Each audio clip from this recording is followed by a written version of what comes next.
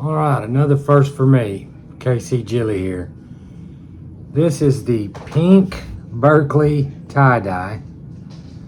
First one I've ever grown.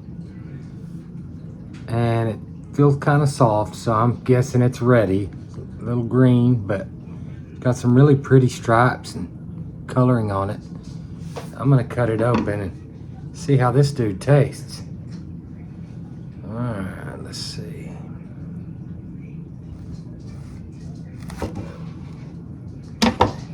So let you see kind of the coloring on the inside there. A little different.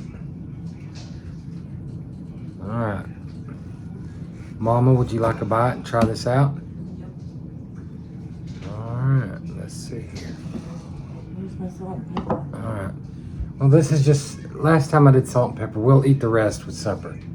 But for right now, let's just see what it actually tastes like all by itself. What do you think?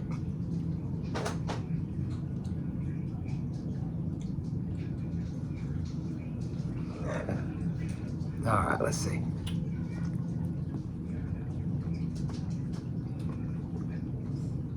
It's pretty good. That's the one with sour, not that one.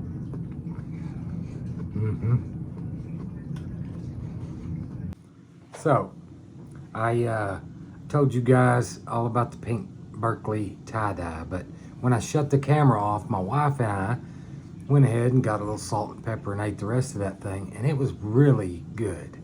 I like it better than the black creme. You know, I hear lots of bragging about that, but I'm telling you, for my taste, this pink Berkeley tie-dye really had a good flavor. So, check it out. Give it a shot.